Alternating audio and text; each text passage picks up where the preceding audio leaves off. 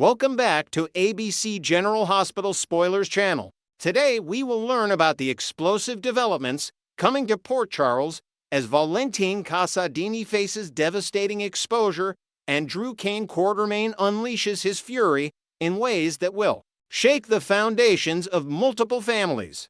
The drama intensifies as we approach the final days of December and look ahead to explosive storylines that will carry us into the new year. Christmas celebrations and legal battles. As Port Charles celebrates Christmas Eve in perfect synchronization with our own calendars this year, the festive atmosphere is tinged with underlying tensions that threaten to explode at any moment. The holiday spirit pervades the town, but for many residents, the celebrations are overshadowed by looming legal battles and personal conflicts that refuse to take a break even for the most sacred of holidays. Willow Tate's high-stakes trial has officially been placed on hold until the calendar flips to 2026, providing a crucial reprieve for both the defense and prosecution. This delay isn't just a procedural formality, it represents a golden opportunity for Alexis Davis to dig deeper into the evidence and uncover the truth about what really happened the night Drew was shot.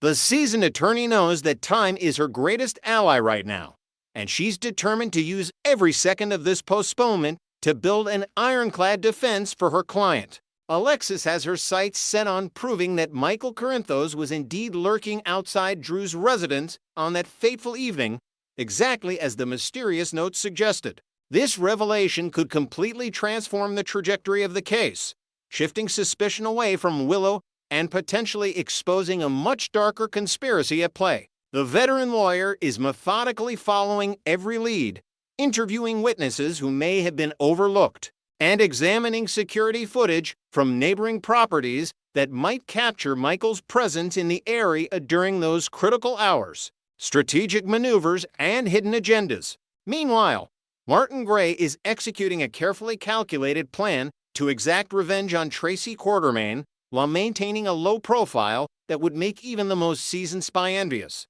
The cunning attorney understands that the best payback is served cold and with plausible deniability. So he's orchestrating a series of moves designed to undermine Tracy's power and influence without leaving fingerprints that could be traced back to him. His strategy involves leveraging his extensive knowledge of Port Charles society and his connections within the legal community to create obstacles for Tracy that will frustrate her ambitions while appearing to be nothing more than unfortunate coincidences. In a heartwarming counterpoint to the scheming and manipulation, Liesl Obrecht and Nina Reeves find themselves in a rare moment of pure gratitude as they gather together to count their blessings. The return of Nathan West and Britt Westburn from the dead has given both women a second chance at happiness they never dared to dream possible. The miraculous resurrection of their loved ones has created a bond between Liesl and Nina that transcends their complicated history, and they're savoring every precious moment with family members they thought they'd lost forever. Nina has additional reasons to feel relieved she successfully managed to have the incriminating camera footage from Willow Tate's property deleted, eliminating a potential piece of evidence that could have caused serious problems for multiple people. This bold move demonstrates Nina's willingness to cross ethical lines when it comes to protecting those she cares about, though the long-term consequences of tampering with evidence may come back to haunt her in ways she hasn't fully considered.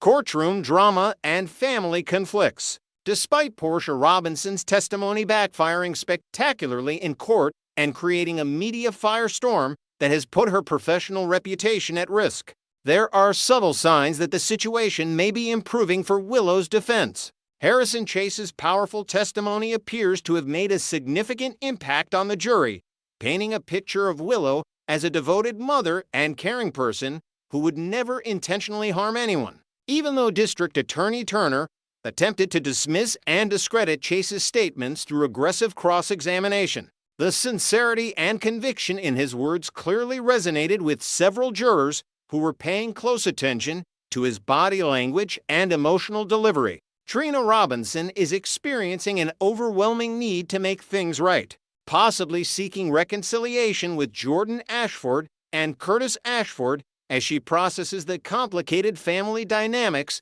that have been exposed. The young woman is absolutely on fire with righteous indignation, furiously confronting Portia for her relationship with Dr. Isaiah Gannon, even though Curtis and Portia's marriage had effectively ended long before any physical infidelity occurred. Trina didn't have access to all the facts about the emotional distance that had grown between her mother and stepfather, but both Curtis and Portia are painfully aware of how their relationship had deteriorated. The accusations flying at Portia from all directions label her as a liar and a cheater, but there's a compelling argument to be made in her defense. Curtis had been emotionally involved with Jordan for an extended period, essentially conducting an emotional affair that was just as damaging to his marriage as any physical betrayal. The line between emotional and physical infidelity becomes blurred when one partner has already checked out of the relationship mentally and spiritually, leaving the other feeling abandoned and seeking comfort elsewhere. Moral dilemmas and dangerous decisions. Portia finds herself questioning someone about whether she's deluding herself, a conversation that may stem from her intense discussion with Ava Jerome following the disastrous court testimony. The doctor is struggling with mounting pressure from multiple directions: her daughter's fury, the public scrutiny, and the knowledge that she needs to warn Isaiah that Curtis has discovered their relationship. The confrontation between Curtis and Portia about her affair with Isaiah could become so heated and accusatory that it might push Portia toward a truly dangerous decision: tampering with the DNA test results to ensure the baby is identified as Isaiah's child, thereby severing all ties with Curtis and allowing her to start fresh without the weight of a failed marriage dragging her down. Such a choice would represent a catastrophic ethical violation for a medical professional, but desperate people often make decisions they never imagined themselves capable of when backed into corners with no apparent escape route. The temptation to rewrite reality through falsified test results might seem like an elegant solution to Portia's complex problems, but the truth has a way of emerging eventually, and the consequences of such deception could destroy not just her career, but her relationship with Trina forever. Family wisdom and professional challenges. Sonny Corinthos takes time to dispense fatherly advice to Dante Falconeri, emphasizing the critical importance of proving to young Rocco that his father is reliable and present in his life. Sonny stresses that this means treating Joe with respect and courtesy rather than allowing personal animosity to poison the family atmosphere. However, Dante is having an exceptionally difficult day after being forced to suspend Chase from duty, a decision that weighs heavily on his conscience and has put him in a foul mood that threatens to spill over into his interactions with family members. The challenge for Dante will be compartmentalizing his professional frustrations and not allowing his work stress to contaminate the quality time he needs to spend with his father and son. A mysterious phone call from Jack Brennan adds another layer of intrigue to the unfolding drama. Brennan cryptically asks if they're ready to pull the trigger on Britt, leaving viewers to wonder whether he's coordinating with Jocelyn Jacks or another WSB agent about capturing and interrogating Britt for information she may possess about recent criminal activities. The phrase suggests some kind of operation is about to be launched, possibly involving surveillance, apprehension, or an attempt to turn Britt into an informant against larger threats. Unlikely alliances and holiday complications. Lucas Jones makes a diplomatic overture to Britt Westburn, suggesting they establish a ceasefire in their ongoing Cold War. Predictably, Britt is less than enthusiastic about the proposal, viewing Lucas as the person who shattered Brad Cooper's heart and destroyed what they had built together. From Lucas's perspective, Britt represents chaos and moral flexibility that makes her fundamentally untrustworthy. Despite their mutual antagonism, a temporary truce might benefit both parties and reduce the constant tension that makes every encounter uncomfortable for everyone around them. Cody Bell experiences a panic attack over a delayed package, which could contain a carefully selected gift for Molly Lansing Davis, his sister Maxie Jones, his father Max Scorpio, or young James West. The exponential growth of Cody's family circle has been one of the most heartwarming developments in recent months, transforming him from a loner into someone surrounded by relatives who genuinely care about his well-being. The stress of wanting everything to be perfect for his newly expanded family creates anxiety that manifests in obsessive package tracking and worry about delivery schedules. Carly Corinthos Spencer makes what can only be described as a risky decision, possibly triggered by Donna Corinthos unexpectedly spotting Valentine inside their home. Carly faces an impossible dilemma. She cannot risk having Donna repeat Valentine's real name to anyone, which means she needs to provide an alternative explanation for his presence that a child would accept and remember. The complexity of lying to protect dangerous secrets while maintaining a child's trust creates ethical quandaries that even someone as experienced as Carly struggles to navigate smoothly. Holiday gatherings and hidden captives. Christmas Day brings a network-wide preemption with no rerun or new episode scheduled, giving everyone a brief respite before the drama resumes. When General Hospital returns on Friday, December 26th, viewers are thrust into Jen Sidwell's elaborate holiday bash taking place at the Gothic Windemere estate on Spoon Island. The guest list includes Marco Rios and Lucas Jones, and there's speculation that Sidwell may coerce Laura Spencer into attending as a demonstration of his power and control over Port Charles's political establishment. The Deception team members might also find themselves pressured to attend this forced celebration, creating uncomfortable social dynamics as business associates are compelled to pretend festivity while trapped in a den of criminal activity. The situation becomes even more intriguing when considering that Sidwell has been simultaneously manipulating and romancing both Ava Jerome and Lucy Coe, raising the possibility of an explosive confrontation if both women realize they're being played against each other by the same duplicitous man. Anna Devane's captivity adds a darkly ironic twist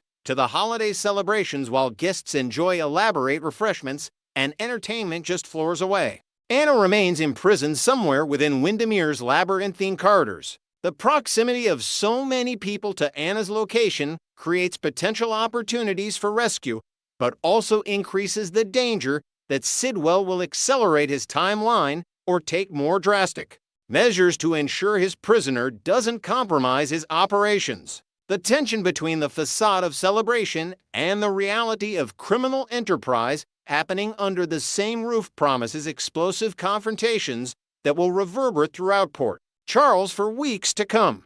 Next, we will learn about the surprising revelations of who made Port Charles naughty and nice lists this holiday season. As the winter festivities approach and snowflakes begin to blanket the charming streets of Port Charles, it's time to take a closer look at which residents have been behaving themselves and which ones have been causing chaos throughout the year. While some names on Santa's roster come as absolutely no shock to longtime viewers, others have managed to surprise even the most dedicated General Hospital fans with their unexpected behavior patterns. The naughty list this year reads like a who's who of Port Charles troublemakers, featuring both predictable villains and some genuinely shocking additions that have left the community reeling. When we think about the obvious candidates for coal in their stockings, names like the menacing Sidwell immediately spring to mind.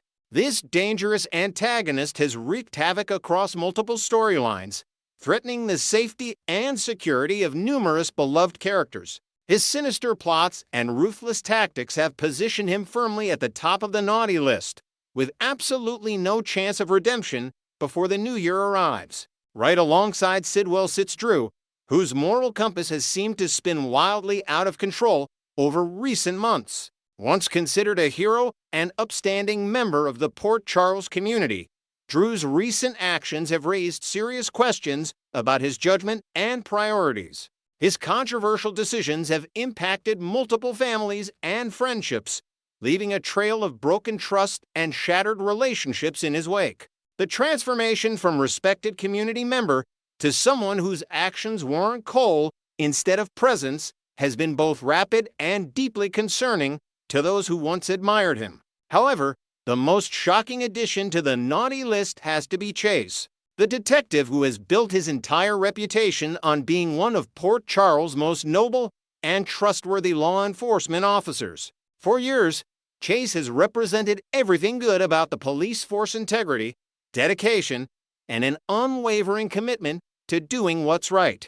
But something extraordinary has happened this year that has completely derailed his usual moral clarity. It appears that whenever his ex-girlfriend Willow enters the picture, Chase loses all sense of professional boundaries and personal judgment, as if he's fallen under some mysterious spell that clouds his better judgment. The situation reached a critical breaking point when Chase made the devastating decision to put his entire career on the line for Willow, resulting in his suspension from the Port Charles Police Department. This shocking turn of events sent ripples throughout the entire community, leaving colleagues, friends, and family members wondering what could possibly have motivated such an out-of-character choice. The suspension didn't just cost Chase his badge temporarily, it cost him the trust and respect of people who have stood by his side through countless challenges. His relationship with Michael has become increasingly strained as Chase continues to prioritize Willow's needs and desires above everything else, including his own professional responsibilities and personal relationships. Michael, who once considered Chase not just a brother-in-law but a true friend and ally, now finds himself questioning whether he can trust the detective's judgment anymore. The tension between them has grown palpable, creating uncomfortable moments whenever they're forced to interact at family gatherings or social events.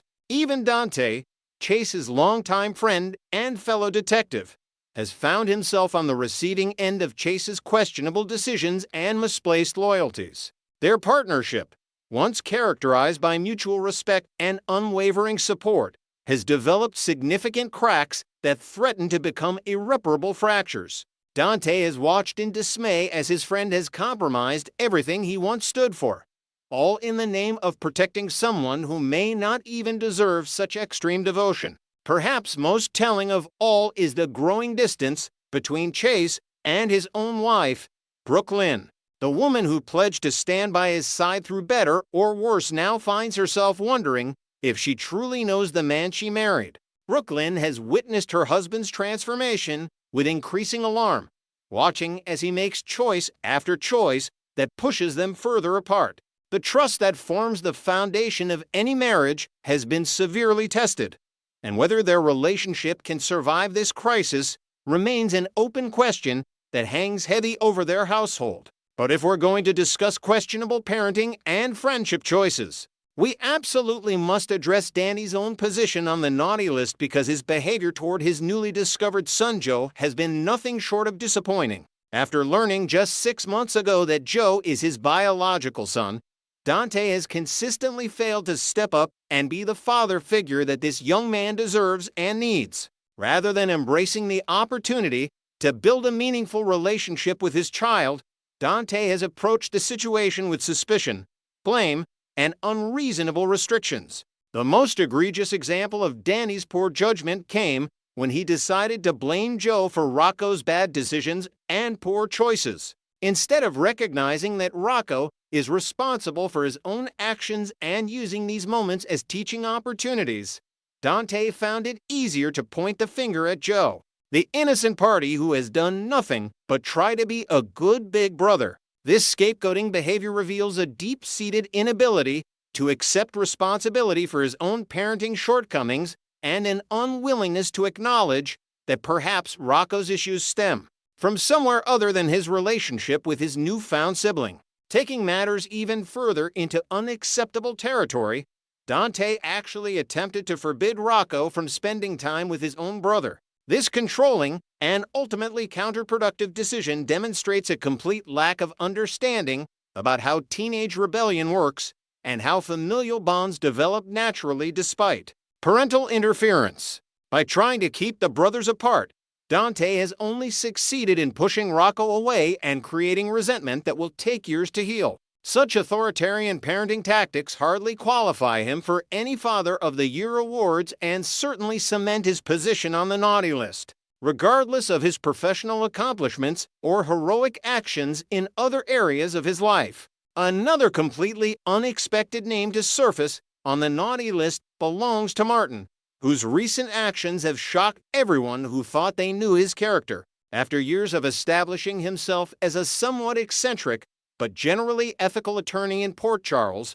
Martin decided to cross a line that cannot be easily forgiven or forgotten. His choice to seek revenge against Tracy by actually forging Monica's will represent a betrayal of professional ethics, personal integrity, and basic human decency that few could have predicted from someone of his supposed standing in the legal community. The forgery itself was bad enough, representing not just a crime, but a profound disrespect for Monica's memory and her final wishes. However, the situation becomes even more complex when we consider the ongoing mystery surrounding the anonymous letter that was sent to Alexis, revealing secrets about Michael and Tracy's involvement in the events surrounding Drew's shooting. While we cannot definitively prove that Martin was behind this letter, the timing and his recent pattern of vindictive behavior certainly raise serious questions about whether he has truly put his bad deeds behind him or if he's continuing to manipulate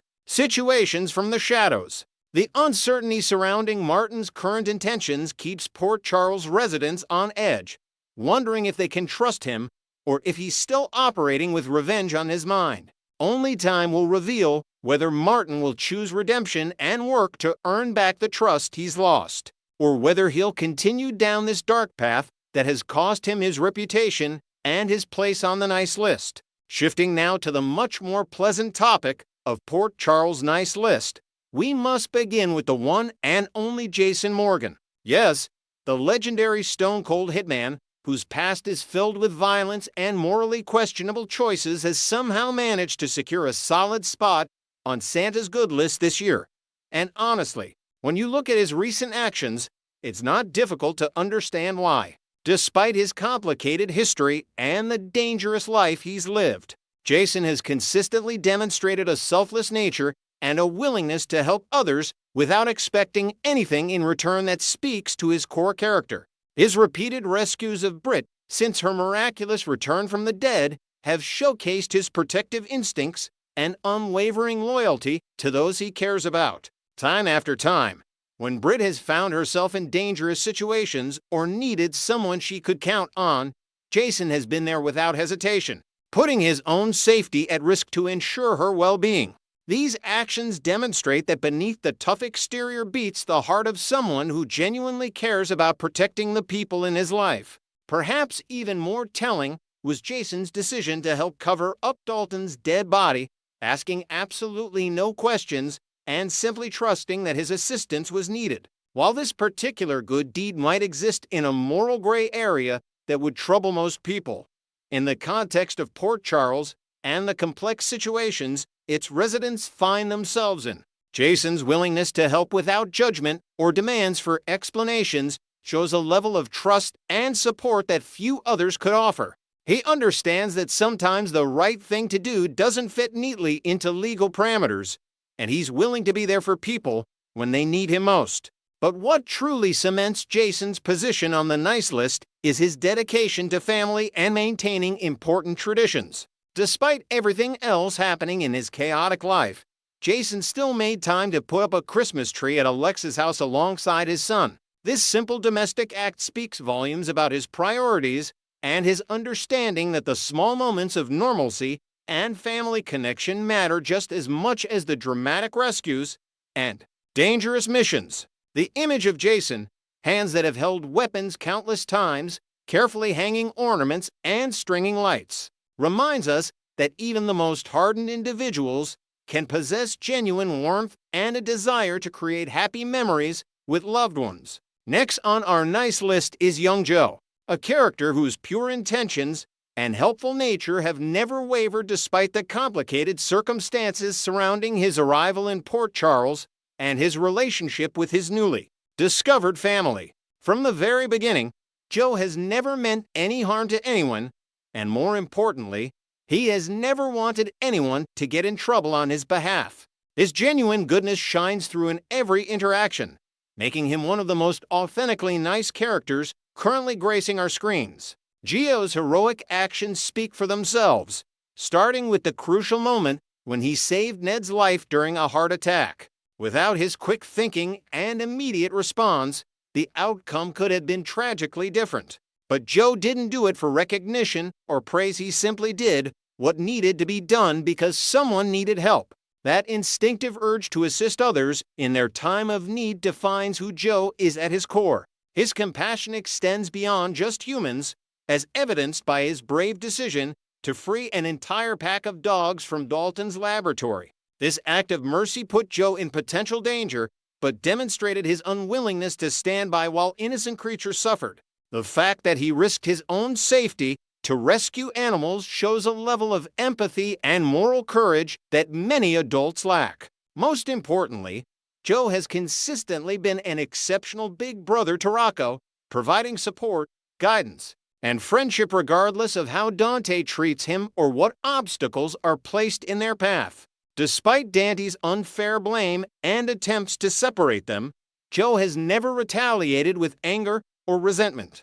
Instead, he continues to be there for Rocco, understanding that his younger brother needs him and that their bond matters more than any adult drama or misguided parental decisions. For all these reasons and more, Joe absolutely deserves a violin-sized present under the tree this year and perhaps an award for being one of Port Charles' most genuinely good-hearted residents. Finally, topping off the nice list in the most adorable way possible is none other than Port Charles' best girl, Outback the dog. This four-legged sweetheart can literally do no wrong, and her presence in any scene instantly brightens the mood and reminds viewers that sometimes the best characters don't need dialogue or complex storylines. Outback represents pure, uncomplicated goodness in a town where moral ambiguity and complicated motivations are the norm.